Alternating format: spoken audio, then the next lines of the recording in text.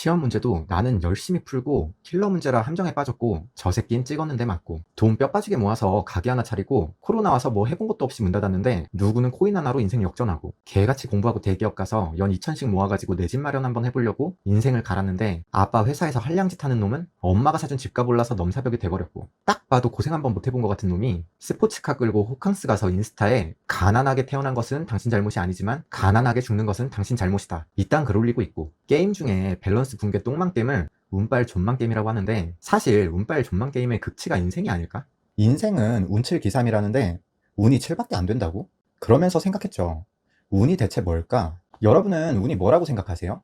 재수 좋은 일? 예상치 못한 기쁜 일? 갑자기 찾아온 기회? 대부분이 그냥 공짜로 다가온 좋은 것 정도의 느낌을 갖고 있지 않을까 생각해요. 그런데 그거 아세요? 운전, 운동 등에 쓰이는 한자가 행운에 쓰이는 운이라는 글자와 같더라고요. 전 이게 너무 의외였어서 인상 깊었는데 뉴턴의 운동 법칙이 그 운이 움직이는 법칙이라는 거잖아요. 고전역학 자체가 사실 이 삶이 운빨 존망 게임이라는 운의 한자어를 보면 옮길 운자를 쓰는데 이 안에 들어있는 글자가 군사 군자거든요. 군사를 옮기다 라는 의미의 전쟁에서 탄생한 글자예요. 그리고 나아가서는 옮기다, 영향을 미치다 이런 뜻들도 내포하는 거고요. 운이라는 글자가 어떤 좋거나 나쁜 상황을 의미하는 결과값이 아니라 흐름 혹은 변화라는 과정의 표현에 가깝다는 생각을 했어요. 행운은 좋은 일이 아니라 좋은 흐름 이런 식으로 글자 공부는 여기까지 하고 그럼 이 개념을 어디까지 적용할 수 있을지 과연 이 운이라는 개념은 내가 컨트롤할 수 있는 분야인지 이걸 알아야 조금 유익하겠죠. 행운은 끌어오고 불운은 쫓아낼 수 있다면 이게 바로 초능 자 다시 운칠기삼이란 말을 보자고요. 노력과 재능은 30% 정도의 영향을 미치고 나머지는 다 운에 달려있다. 뭐 이것도 틀린 말은 아니라고 생각해요. 오히려 노력과 재능을 올려치게 한 건 아닐까라는 생각까지 했어요. 그만큼 흐름은 중요하단 말이죠. 뭐 예를 들어서 흐름하니까 떠오르는데 바람도 안 불고 파도가 없는데 서핑이 가능해요? 아무리 실력이 뛰어나도 물의 흐름이 따라주지 않으면 서핑을 할 수가 없어요. 애초에 파도가 없으면 연습조차 못해요. 이게 버전 1의 운칠기삼 예시였어요. 노력 이빠이 해봐야 흐름, 운이 안 따라주면 말짱 꽝이다. 그러다가 군주론인가? 어디서 봤는데 흐름에도 크게 두 가지가 있대요. 거역할 수 없는 절대적인 흐름과 대처하거나 대응할 수 있는 흐름. 그럼 운7기삼의 운7 중에 그래 3.5 절반은 내가 도저히 어쩔 수 없는 통제 불가능한 영역이라고 치면 나머지 3.5의 운은 내가 노력이나 재능으로 대처할 수 있는 영역이라는 거 아니에요. 그럼 결국 절대 운, 노력의 영역이 35대 35대 30이 되는 건데 뭔가 환상적인 비율이지 않아요? 운빨 존망이라고 말하는 사람, 운도 실력이라고 말하는 사람, 열심히 하면 다 된다고 말하는 사람.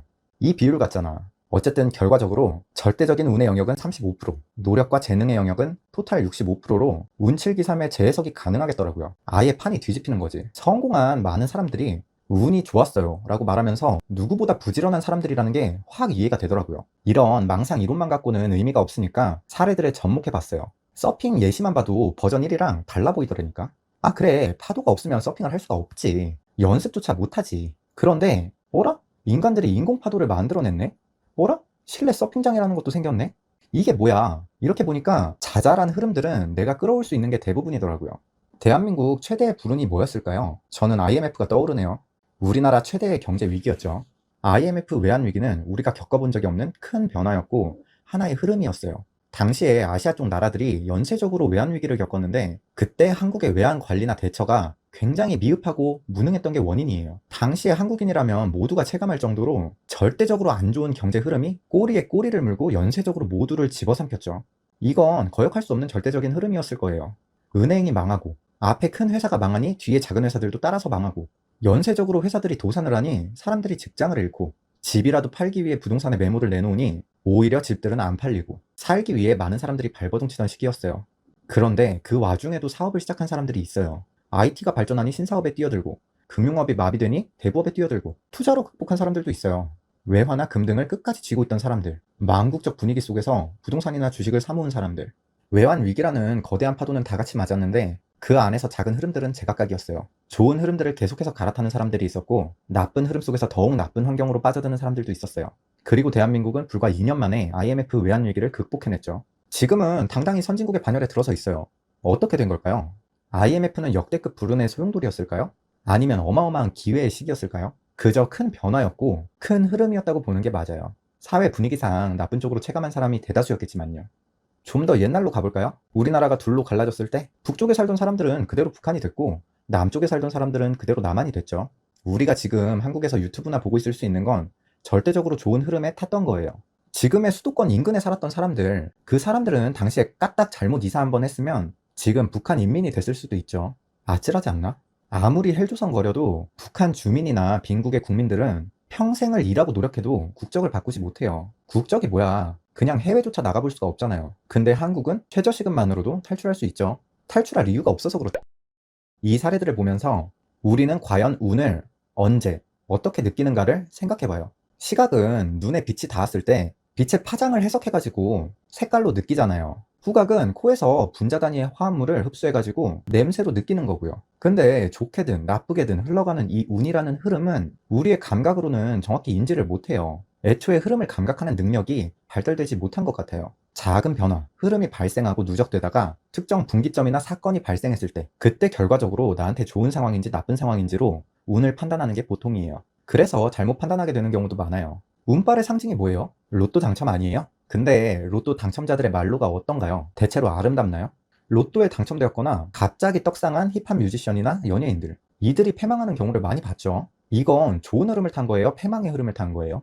여자친구가 내 친한 친구랑 바람이 나서 둘 다 연락 두절이에요. 김건모의 잘못된 만남이 현실화됐어요. 이건 나쁜 흐름인 거죠? 과연 그래요? 그 여자랑 그 친구를 계속 옆에 둔 내 미래가 과연 나한테 좋은 미래일까요? 적당한 시점에 함정카드를 두 개나 세트로 버리게 된 게 과연 내 인생 전체를 봤을 때 나쁜 흐름일까요? 당장 내 눈앞에 보이는 상황이 내 운이나 흐름을 나타내진 못해요. 오히려 거짓말하는 경우가 많지. 지옥으로 가는 길은 선의로 포장된 것처럼 통제도 못할 좋아 보이는 상황들은 선물이 아닐 수 있어요. 인생사 세옹지마란 말도 괜히 있는 게 아니죠. 말 타다가 다리 부러져서 욕짓거리 내뱉고 있는데 덕분에 전쟁에 안 끌려갔고 목숨을 부지했잖아요. 말이 길어졌는데, 그래서 우리가 운, 흐름을 감각하고 통제하기 위한 제대로 된 필터가 뭘까요?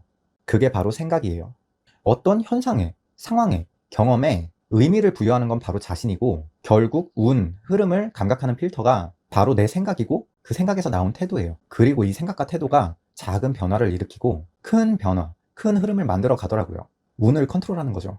오늘 인천공항에서 이륙하는 비행기가 추락할 거라는 믿음, 확신이 있는 사람이 그 비행기를 탈까요? 저 비행기를 타고 간 곳에 귀인이 있을 거라고 믿는 사람이 그 비행기를 안 탈까요? 지옥이 있다고 확신하는 사람이 악업을 쌓아요? 사후에 아무것도 없다고 믿는 사람이, 혹은 삶이 꿈이라고 생각하는 사람이 죽음을 두려워할까요? 하면 된다고 믿는 사람이 아무것도 안 할까요? 생각이 행동을 결정하고 행동은 경험으로 쌓여요. 경험은 통계를 만들고 다시 나의 생각이 되고요. 이 과정들이 하나의 운, 흐름에 올라타는 거예요. 그게 좋은 생각이라면 선순환의 흐름일 것이고 연쇄작용일 것이고 나비효과가 될 거예요. 운 좋게 성장해 나가는 긍정적인 생각이나 감사하는 마음이 나를 미소 짓게 만들고 친절한 인사 한마디를 꺼내게 만들어요. 그러다 보면 다른 사람과 말 한마디 섞을 기회가 늘겠죠. 한두 마디 대화를 섞은 사람한테서 내 일에 대한 인사이트나 사업의 기회가 연달아 생길 수도 있어요. 그렇게 운은 끌어당겨지고 이게 반복되면 나는 운이 좋은 사람이 돼 있더라고요. 얘기가 나온 김에 내가 얼마나 운이 좋은지도 얘기해 볼게요. 인류의 역사가 대략 200만 년 이상이라고 하죠. 그 중에 생존이 어느 정도 보장된 근현대에 태어났고 이 문명을 누릴 수 있는 21세기에 살고 있죠. 또 대략 200개 정도의 국가 중에 상위 10위권에 잘 사는 나라에 태어났어요. 심지어 잘 살게 된 지도 불과 30년 전후예요. 인구로 치면 80억 명의 지구인 중 단 5천만 명만이 가질 수 있는 한국 국적을 갖고 태어났어요. 한여름엔 아무데나 가도 에어컨이 빵빵하고 한겨울에도 따뜻한 환경에서 먹을 것도 집 문 앞까지 배달해주는 세상에 살고 있어요. 그것도 24시간. 다른 걸 할 필요도 없고 돈만 벌면 내가 필요한 걸로 모두 변환 가능한 세상 속에 살고 있어요. 그냥 돈 벌 궁리만 하면 돼요. 이미 전대의 과학자, 철학가, 예술가, 음악가들이 많은 유산을 남겨놔서 즐기기만 하면 되고 영화, 게임, 만화책 등 그냥 가만히 있어도 재밌는 컨텐츠가 쏟아지는 세상에 살고 있어요. 여러분은 시간, 공간, 국적 등을 랜덤으로 리셋할 수 있는 버튼이 여러분 눈앞에 있다면 누르실 거예요? 그거 눌러요? 전 절대 안 누를 것 같은데. 조선시대에 태어났어 봐. 40%는 노비 신분이었고 평균 수명이 40세 전후였다는데 노비로 살다 곧 죽을라.